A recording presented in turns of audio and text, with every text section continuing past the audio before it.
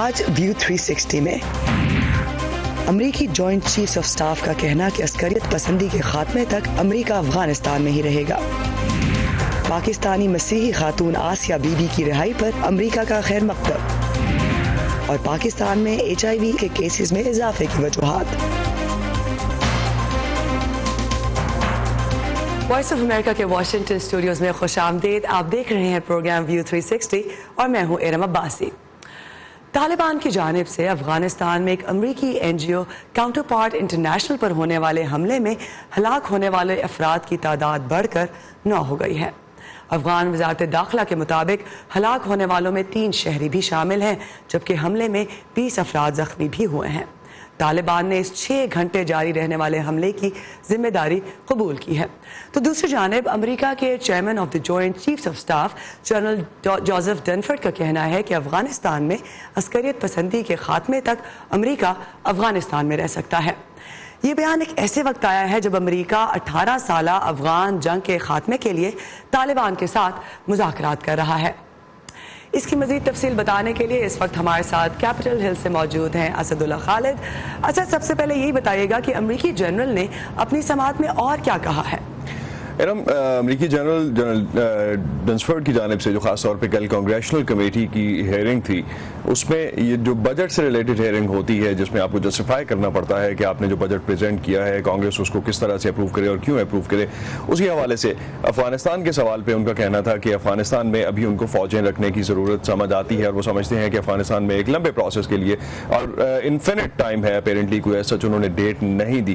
اور جو کنیکٹیوٹی ہے ان کی اس بات سے ہے کہ ابھی بھی وہاں پہ 20 ٹیررسٹ آرگنائزیشنز جو ایسی ہیں آپریٹ کر رہی ہیں اور ان میں سے کچھ آرگنائزیشنز ایسی ہیں جن کی جانب سے امریکہ کی سیکیورٹی کو خطرہ بھی لاحق ہے. وندو کے جنرل ڈنسفورڈ کی جانب سے جو خاص ایک سٹیٹمنٹ اس پہ انہوں نے کہا کہ فرسٹریٹڈ ہیں ہم کافی اس بات سے، امریکن پرسپیکٹو سے، امریکن عوام کے حوالے سے، اور سب سے زیادہ وہ چاہتے ہیں کہ سے فوجیں جو نکالی جائیں، لیکن جس طرح کی سچویشن ہے اس کے بعد اس حوالے سے فیصلہ نہیں کیا جا سکتا. 15 امریکی فوجی ہیں وہاں پہ اور 7 نیٹو فورسز ڈیسیژن کرنا جو ہے انہوں نے کہا اس حوالے سے still we need to see. Asad, یہ بتائیے گا کہ اس سماعت کے دوران افغانستان میں جو امن مذاکرات کا سلسلہ دوحہ کی بھی اگر بات کرے چل رہا ہے تو اس حوالے سے کوئی بات ہوئی ہے؟ پیٹرک شرین سے جو کہ ایکٹنگ سیکرٹری ڈیفنس ہیں ان سے یہ سوال ہوا تھا کہ آپ کو ٹائم لائن دے سکتے ہیں کہ کب تک افغانستان سے فوجیں جو ہیں وہ نکالی جا سکتی ہیں. دوسری جانب افغانستان کے امن مذاکرات بھی چل رہے ہیں تو اسی کانٹیکس میں یہ سوال بھی کیا گیا تھا. تو ان کی جانب سے کہنا تھا کہ وہ چاہیں گے کہ جتنا جلد ہو سکے فوجیں نکالیں، لیکن جب تک یہ سلسلہ جو چلے گا تو ہماری پالیسی یہی ہے جو ٹرمپ ایڈمنسٹریشن نے 2007 اگست میں اناؤنس کی تھی، اسی پالیسی کو ہم ساؤتھ ایشیا اسٹریٹجی کو فالو کریں گے. لیکن جو کی ایلیمنٹ ہے وہ یہی ہے کہ ہم ایک طرف لڑائی کریں گے اور دوسری طرف بات چیت بھی جاری رکھیں گے، اور جس بھی ایکویٹیبل ٹرمز پہ ہم اور پرابل بہتر ٹرمز پہ آ سکیں گے وہاں سے فوجیں نکالی جائیں گی. دوسری جانب سے افغانستان میں طالبان سرٹنلی اس وقت جو ہے وہ دوسری طرح کی ڈیلز چاہ رہے ہیں. زلمے خلیلزاد بھی دورے پہ ہیں ریجن کے، اور انڈیا میں ابھی انہوں نے ریسنٹلی اس ویک کے آغاز میں ملاقاتیں کی ہیں. تو ایک براڈر پیس ایلیمنٹ جو ہے وہ بھی جاری ہے. تو افغانستان کا جو ریفرنس ہے وہ ابھی تک کوئی کلیئرٹی اس پہ نظر نہیں آتی کہ کس طرح سے ہوگا، لیکن پیٹرک شنائن کی جانب سے جس طرح سے کہا گیا کہ fight and talk both would continue. Thank you so much Asad. جیسا کہ اسد ہمیں بتا رہے تھے کہ ایک طرف ہم یہ جانتے ہیں کہ امریکی صدر جو ہے وہ جلد از جلد چاہتے ہیں کہ افغانستان سے امریکی فوجوں کا انخلاء ہو، تو دوسری طرف امریکی جنرل کا یہ کہنا کہ ابھی جب تک عسکریت پسندی افغانستان سے ختم نہیں ہوتی تب تک امریکہ کو وہاں رہنا چاہیے. Thank you Asad. Thank you. امریکی سینٹ کی انٹیلیجنس کمیٹی نے صدر ٹرمپ کے بڑے بیٹے ڈونلڈ ٹرمپ جونیئر کو 2016 کے صدارتی انتخابات میں روسی مداخلت کی تحقیقات سے متعلق مزید وضاحت کے لیے طلبی کا سمن جاری کر دیا ہے. ڈونلڈ ٹرمپ جونیئر اس سے پہلے سینٹ کی جوڈیشری کمیٹی کے سامنے ستمبر 2017 میں پیش ہوئے تھے. انہوں نے اس وقت کی صدارتی امیدوار ہلری کلنٹن کے خلاف استعمال ہو سکنے والا منفی مواد ملنے کی امید پر جون 2016 میں روسیوں سے ملاقات کی تھی. یہ امریکی کانگریس کی کسی کمیٹی کی جانب سے صدر ٹرمپ کے بچوں کو طلبی کے لیے بھیجا جانے والا پہلا نوٹس ہے. سینٹ کی انٹیلیجنس کمیٹی میں ریپبلکن عوامی نمائندوں کی اکثریت ہے. اب ذکر پاکستان کا. پاکستان میں توہین مذہب کے الزام سے بری ہونے والی آسیہ بی بی کے باحفاظت کینیڈا پہنچنے پر دنیا کے مختلف ملکوں نے رد عمل ظاہر کیا ہے. امریکہ کے وزیر خارجہ مائک پومپیو کے دفتر سے جاری ہونے والے ایک بیان میں آسیہ بی بی کی کینیڈا میں مقیم اپنے خاندان سے دوبارہ ملنے کا اس قدم کا خیر مقدم کیا ہے. بیان میں اس پیش رفت کو ایک اہم قدم قرار دیتے ہوئے کہا گیا ہے کہ امریکہ دنیا میں ہر جگہ توہین مذہب کے قوانین کی یکساں مخالفت کرتا ہے کیونکہ وہ آزادیوں کے بنیادی حق کے استعمال کو خطرے میں ڈالتے ہیں. اگر برطانیہ کی بات کریں تو برطانیہ کی پارلیمنٹ میں وزیر اعظم ٹریسا مئی سے سوال کیا گیا کہ کیوں برطانیہ نے آسیہ بی بی کو پناہ نہیں دی. پاکستان میں مسیحی برادری آسیہ بی بی کے وطن چھوڑنے کے بارے میں کیا سوچ رہی ہے، آئیے دیکھتے ہیں. ادھر رہتی تو کوئی بھی مسئلہ ان کے ساتھ ہو سکتا تھا، جانی بھی ہو سکتا تھا، لیکن یہ اچھا ہو گیا کہ وہ دوسرے ملک چلی گئی ہیں. اور ہمیں یہ اچھا لگتا ہے کہ جو دوسری کنٹری ہیں وہ کرتی ہیں ہماری اس طرح کی کوئی مسئلے مسائل ہوں تو ان کو وہ حل کرتی ہیں. کیونکہ یہ پرابلم تھی کہ اس کے لیے یہاں پہ رہنا پاسبل نہیں تھا، کیونکہ اس کو اگر وہ یہاں پہ رہتی تو اس کو ظاہر بات ہے اس کو کل کر دیتے لوگ. تو ہمارے لیے تو ہم تو یہی سوچتے ہیں کہ ٹھیک اچھا ہوا کہ اس کو انہوں نے بھجوا دیا تاکہ اس کی ایک تو اس کی جان کی سیفٹی ہو گئی ہے، دوسرا یہ کہ چلو وہ اپنے بچوں سے جا کے مل لے گی. اکثر ماہرین کہتے ہیں کہ یہ وہ مقدمہ ہے جس نے پاکستان کو منقسم کیا. اسی پر تبصرہ کرنے کے لیے میرے ساتھ اس وقت کیمبرج میساچیٹس سے براہ راست اسکائپ کے ذریعے موجود ہیں صحافی اور سماجی کارکن بینا سرور. بینا، ویلکم ٹو دی شو. بینا، سب سے پہلے یہی بتائیے گا کہ آسیہ جو ہے وہ ان کو محفوظ طریقے سے کینیڈا پہنچا دیا گیا ہے، تو ایک یہ بھی تاثر ملتا ہے کہ جو پاکستان میں ریڈیکل فورسز ہے، مذہبی انتہا پسندی ہے، اس کا جو ہے اس سے چھٹکارا پائے اگر عدالت اپنا نظام اور اپنے قوانین پر عمل درآمد کرائے. تو آپ کے خیال میں یہ مقدمہ کیا اقلیتوں کی جیت ہے یا پھر پاکستان میں بڑھتی مذہبی انتہا پسندی کو بھی اس نے ایکسپوز کیا؟ جی، ہم کوشش کر رہے ہیں کہ بینا سرور سے ہمارا رابطہ ہو. جیسا کہ آپ جانتے ہیں کہ آسیہ بی بی جو ہیں وہ کینیڈا کل ہی پہنچی ہیں اپنی فیملی سے. وہ دوبارہ 8 سال بعد جیل میں وہ رہی جہاں پر ان پہ سزائے موت کی سزا موت کی سزا دی گئی، مگر اس کے بعد ان جملوں کو ان پہ جو الزام لگے ان کو بے بنیاد قرار دے دیا گیا. اور اس کے بعد ان کی رہائی کا مسئلہ اس لیے پیدا ہو گیا کیونکہ ان کی سپریم کورٹ سے رہائی کے فیصلے کے بعد جیسا کہ ہم جانتے ہیں کہ پورے پاکستان میں تحریک لبیک نے جو ہے وہ احتجاج کیا. 3 دن جو ہے پاکستان میں زندگی جو ہے وہ مفلوج رہی اور احتجاجیوں کا یہی مطالبہ تھا کہ آسیہ بی بی کو سپریم کورٹ سے رہائی ملنے کے بعد بھی لٹکایا جائے، انہیں پھانسی کی سزا دی جائے. اب میرے خیال میں بینا سرور ہمارے ساتھ براہ راست موجود ہے. بینا، کیا آپ کو میری آواز آ رہی ہے؟ ہیلو جی بینا، بالکل آپ ہمارے ساتھ اس وقت لائیو موجود ہیں.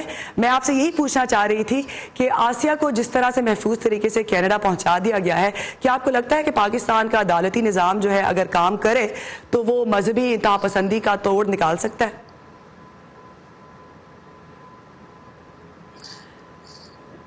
جی بہت بہت معذرت، ہم نے چاہا کہ ہم بینا سرور سے اس حوالے سے بات کریں لیکن کیونکہ ہمارا ان سے رابطہ نہیں ہو سکا تکنیکی خرابی کی وجہ سے، تو اس لیے جیسا کہ ہم نے آسیہ کے بارے میں بات کی کہ آسیہ جو ہے اب کینیڈا اپنے بچوں سے جا ملی ہیں. اقوام متحدہ کے امدادی کارکنوں نے کہا ہے کہ طوفانی بارشوں کے موسم کی وجہ سے آنے والے سیلابوں اور لینڈ سلائیڈنگ کے بعد روہنگیا پناہ گزین کیمپوں کو خطرہ ہے. علاقے میں آئندہ ماہ مونسون کا موسم شروع ہونے والا ہے. ان حالات میں بین الاقوامی امدادی کارکن زمین کی کٹائی اور دیگر مسائل کی نشاندہی کر رہے ہیں. کاکس بازار میں بارشوں کے اس موسم میں کس قسم کے اقدامات کیے جا رہے ہیں، جانتے ہیں اس رپورٹ میں. Carrying the water all the way out, so it doesn't actually sit on that slope. You don't want it to sit on the slope. اقوام متحدہ کی پناہ گزینوں کی ایجنسی سے وابستہ مرینا ڈرازبا ایک روہنگیا پناہ گزین کو سمجھا رہی ہیں کہ ان کے خاندان کی پناہ گاہ کو خطرہ لاحق ہے. یہ پناہ گاہ ایک پہاڑی پر ہے جو آہستہ آہستہ پانی کی وجہ سے ڈھہ رہی ہے اور آخر کار گر سکتی ہے. یہ روہنگیا پناہ گزین کیمپس میں معمول کی صورتحال ہے. طوفانی بارشوں اور مانسون کے موسم کے آغاز کے ساتھ یہ صورتحال مزید خراب ہوتی جائے گی. یہاں پر لینڈ سلائیڈز یا مٹی کے تودے گرنے کا خطرہ موجود ہے. یہاں کیمپوں میں تیز ہواؤں اور طوفانوں کا خطرہ بھی ہے. اس لیے ہمارے لیے یہ یقینی بنانا ضروری ہے کہ یہاں کی آبادی ان خطرات سے اور ان خطرات میں کمی لانے کے لیے ضروری اقدامات سے آگاہ ہو. اگست 2017 سے 7 لاکھ سے زیادہ روہنگیا مسلمان میانمار سے فرار ہو کر جنوبی بنگلہ دیش آئے. ان کے فرار کی وجہ میانمار میں ان کے خلاف جاری فوجی کارروائی تھی، جس کا مقصد اقوام متحدہ کے تحقیقاتوں کے نزدیک روہنگیا مسلمانوں کی نسل کشی تھی. میانمار کی حکومت ان الزامات سے انکار کرتی ہے. یہ پناہ گزین اب گنجائش سے زیادہ بھرے ہوئے کیمپوں میں مقیم ہیں، جو ایک طرح سے بغیر منصوبہ بندی سے بسائے گئے شہر ہیں. موسمی خطرات کی ایک بڑی وجہ یہ ہے کہ یہ علاقہ 2 سال پہلے تک جنگل تھا. جب پناہ گزینوں کی آمد شروع ہوئی تو درختوں کو کاٹ دیا گیا اور پہاڑیوں کو صاف کر کے پناہ گاہیں تیار کی گئیں. یہ ایسی بستی تھی جسے فوری طور پر بسایا گیا. اب ہم یہاں نکاسی آب کا بہترین انتظام لانے کی کوشش کر رہے ہیں. ہم کوشش کر رہے ہیں کہ یہ پہاڑی ڈھلوانے مستحکم رہے. اب اگر اس کیمپ کو منصوبہ بندی کے ساتھ تیار کیا جاتا تو صورتحال کافی مختلف ہوتی. پناہ گزین اپنے پناہ گاہوں کے باہر ریت کے تھیلے رکھ رہے ہیں، جبکہ ٹوٹی پھوٹی دیواروں اور چھتوں کی مرمت کی جا رہی ہے. کمیونٹی سے امدادی ٹیمیں ان کیمپوں میں آ کر انہیں بتاتی ہیں کہ کس طرح شدید طوفانی موسم میں بہتر طور پر بچا جا سکتا ہے. ہم نے یہ بات سمجھی ہے کہ اگر 3 جھنڈے بلند کیے جائیں گے تو اس کا مطلب یہ ہے کہ ہوا کی شدت زیادہ ہے اور ہمیں محفوظ مقام پر منتقل ہونا چاہیے. ہمیں اپنے ساتھ کافی مقدار میں خوراک لے جانی چاہیے جو 3 دنوں کے لیے کافی ہو. ابھی بھی بہت سے خدشات ہیں کہ کسی ممکنہ طوفان سے نمٹنے کے لیے مناسب انداز میں تیاری نہیں کی گئی. امدادی کارکن کہتے ہیں کہ یہ کیمپ نشیبی علاقوں میں واقع ہیں، جن کی وجہ سے انہیں مزید خطرہ بھی ہے. ڈیو گرون بام کی رپورٹ کے ساتھ Nilofar Mughal, Voice of America. Pakistan کے بارے میں اہم خبروں کے لیے آئیے ویب سائٹ urduvoa.com پر، اور اگر آپ کو ویب سائٹ تک رسائی میں مشکل ہو رہی ہے تو آئیے facebook.com/voa اردو کے پیج پر، جہاں آپ کو ہماری تمام کانٹینٹ بآسانی ملے گی. اقوام متحدہ نے کہا ہے کہ پاکستان میں HIV ایڈز کے کیسز میں اضافہ ہوا ہے، جس کی وجہ سے پاکستان ایشیا اور بحر الکاہل کے خطے میں ایسا دوسرا ملک ہے جہاں ایڈز کا مرض تیزی سے پھیل رہا ہے. اقوام متحدہ کی رپورٹ کے مطابق پاکستان میں HIV ایڈز سے متاثرہ افراد کی کل تعداد 1,63,000 ہے، جبکہ پاکستان کے نیشنل ایڈز کنٹرول پروگرام کے مطابق اس کے پاس HIV سے متاثرہ صرف 25,000 افراد کا اندراج ہے. اور اقوام متحدہ کے اندازے کے مطابق صرف 2017 کے دوران HIV کے 20,000 نئے کیسز رپورٹ ہوئے ہیں. اس سلسلے میں وائس آف امریکہ سے بات کرتے ہوئے پاکستان کے نیشنل ایڈز کنٹرول پروگرام کے مینیجر ڈائریکٹر بصیر اچکزئی نے کہا ہے کہ ابتدائی جائزے کے مطابق لاڑکانہ میں سامنے آنے والے مریضوں میں سے بیشتر غیر محفوظ انتقال خون کی وجہ سے HIV کا شکار ہوئے ہیں. HIV ایڈز اور ہیپیٹائٹس دونوں ایسی چیزیں ہیں، ایسی وائرل ڈیزیز ہے کہ یہ جب بلڈ یا بلڈ سے تعلق والے جو پروڈکٹس ہیں یا بلڈ سے جو روٹس ہیں بلڈ کی، تو انفیکشن کے جو روٹس ہیں، لیکن اگر ان پہ آپ نے احتیاطی رویہ، احتیاطی اقدامات نہیں کیے، اگر آپ نے سیف بلڈ ٹرانسفیوژن امپلیمنٹیشن نہیں کی، آپ نے سرنج کا ری یوز بند نہیں کیا، یا آپ ہمارے جو عام طور پہ لوگ جو کان ناک چیرتے ہیں اور چھوٹی چھوٹی چیزیں کہتے ہیں ختم کرتے ہیں، تو ان کے اوزار اگر آپ اسٹیرلائز نہیں تھے اور یہ آگہی لوگوں میں نہیں پہنچی کہ HIV اور ہیپیٹائٹس یہ اس طرح پھیلتے ہیں، تو میرے خیال میں یہ ایک چھوٹا سا بھی ایک ایونٹ ہوا ہے لاڑکانہ میں. ہمارا پنجاب کا، ہمارے بہت سارے علاقوں کا، ہر ڈسٹرکٹ میں یہ حال ہوگا کہ اگر ہم ڈیپلی جائیں گے. پاکستان میں HIV کے کیسز میں اضافہ. آئیے اب دوبارہ چلتے ہیں بینا سرور کے پاس، جو کہ ایک صحافی اور ایکٹیوسٹ ہیں. ان سے ہم بات کر رہے تھے آسیہ بی بی کے کیس سے متعلق.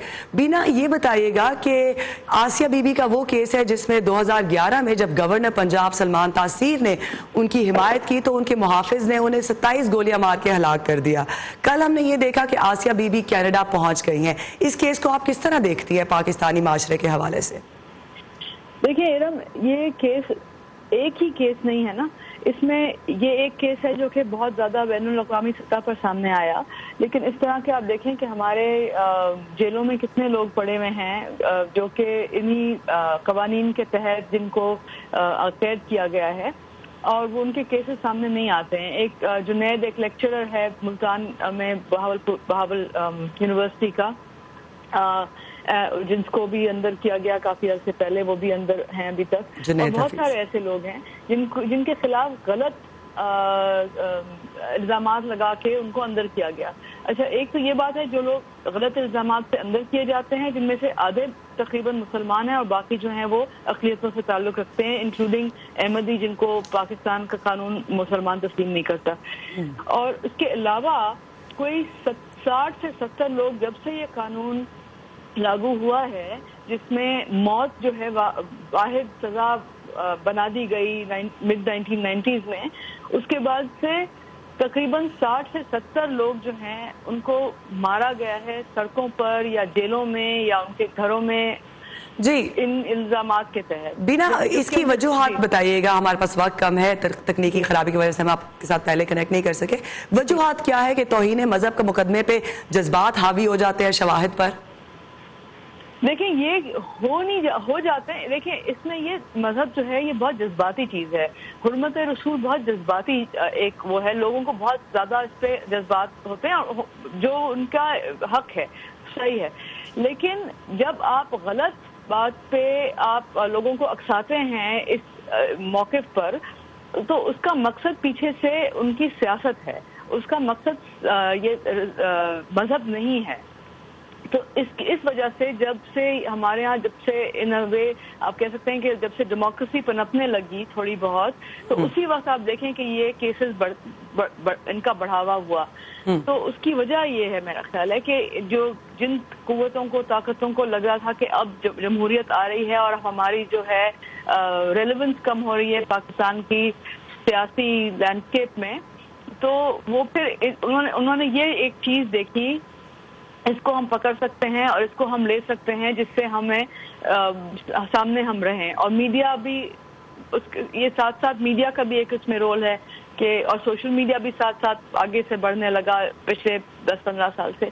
تو یہ کیسز میرا خیال ہے بڑھے نہیں ہیں، لیکن ان کا ہمیں پتہ زیادہ چلنے لگا ہے جب سے سوشل میڈیا کی وجہ سے. تھینک یو سو مچ بینا فار یور ٹائم. جیسا کہ آپ سن رہے تھے کہ بینا سرور یہی کہہ رہی تھی کہ جیلوں میں اگر دیکھا جائے تو توہین مذہب کے الزام مسلمانوں پر زیادہ لگا ہے، لیکن ساتھ ہی ساتھ جذبات کی وجہ سے بہت سارے جو مسلمان ہیں وہ اس کے خلاف، جو توہین رسالت کے قوانین کے غلط استعمال کے خلاف قانون سازی کی مخالفت کرتے ہیں. اب ذکر امریکہ کا. بچوں کو ہوم ورک میں مدد دینا، چھوٹی عمر کے بچوں کے ساتھ کھیلنا، انہیں مشورہ دینا یا پھر صرف ان کو سننا. جن عمر رسیدہ مرد اور خواتین سے آپ ابھی ملنے جا رہے ہیں، یہ وہ تمام کام کرتے ہیں جو دادی یا دادا روزانہ کرتے ہیں. فاسٹر گرینڈ پیرنٹ پروگرام کئی دہائیوں سے 55 سال سے زیادہ عمر کے رضاکاروں کی مدد سے بچوں اور نوجوانوں کی رہنمائی کر رہے ہیں. یہ پروگرام 20,000 عمر رسیدہ افراد کو چست رہنے میں مدد دینے کے علاوہ ان بچوں کو پیار بھرا ماحول بھی مہیا کرتا ہے جن کے دادا دادی ان کے قریب نہیں ہیں. اس بارے میں مزید دیکھتے ہیں اس رپورٹ میں. میری صبح اٹھنے کی وجہ ہے، مجھے روزانہ کی بنیاد پر ایک جگہ جانا ہوتا ہے اور بچوں کے ساتھ کام کرنا ہوتا ہے. سینڈرا بچوں کی مدد کرنے اسکول جاتی ہیں. یہ 72 سالہ خاتون ایک دہائی سے دادی کا کردار نبھا رہی ہیں. Good morning, friends. Good morning, friends.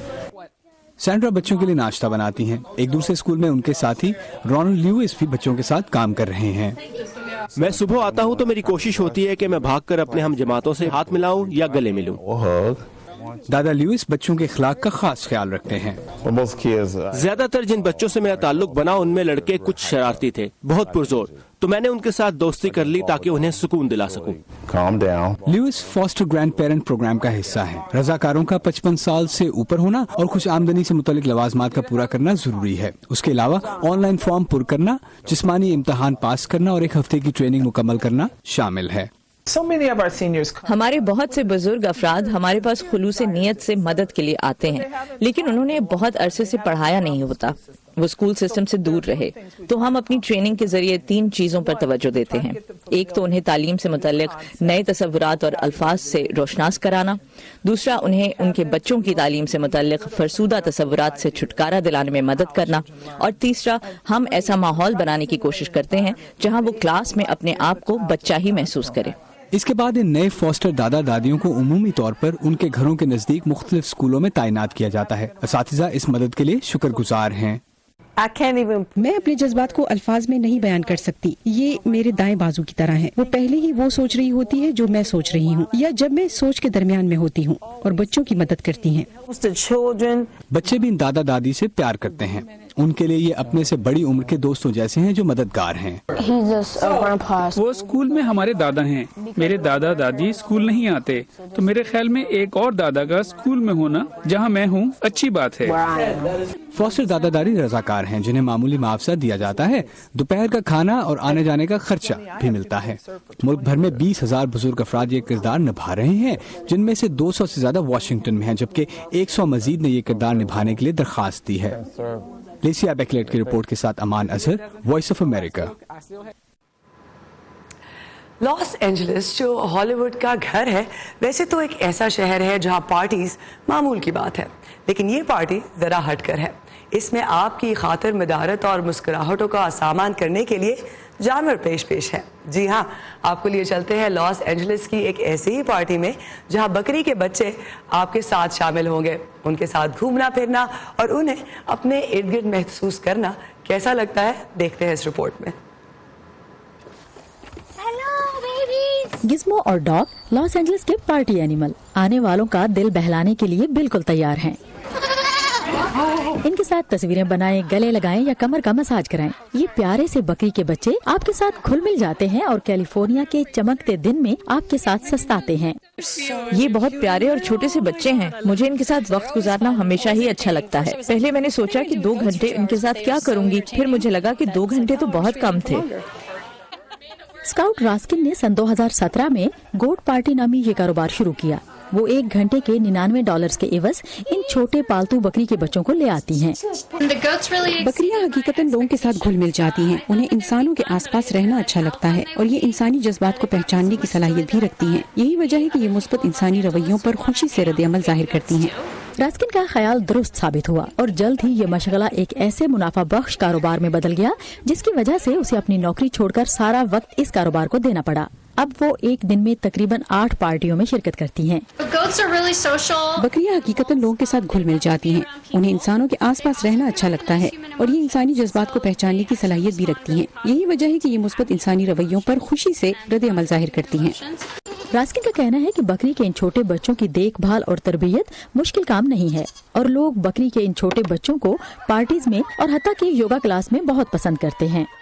کمر پر اچھلنے کودنے کے لیے ان کی خصوصی تربیت کی جاتی ہے جس سے کمر کے پٹھوں کی مضبوطی میں بھی اضافہ ہوتا ہے اور کھڑے ہو کر ورزش کرتے ہوئے ان سے آپ کے توازن کا بھی پتہ چل جاتا ہے. بکری کے یہ بچے گاہے بگاہے کینسر کے مریضوں کے سینٹر میں بھی جاتے ہیں. راسکن کا کہنا ہے کہ ان کے مثبت اثرات مریضوں کی خوشی کا سبب بنتے ہیں اور آپ میں سے زیادہ تر جانتے ہیں کہ کیوں.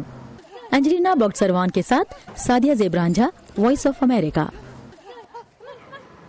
یہ تھا آج کا ویو 360. فیڈ بیک کے لیے آئیے facebook.com/view کے پیج پر. تازہ ترین خبروں کے لیے ہماری ویب سائٹ حاضر ہے. اسی کے ساتھ باسی کو دیجیے اجازت.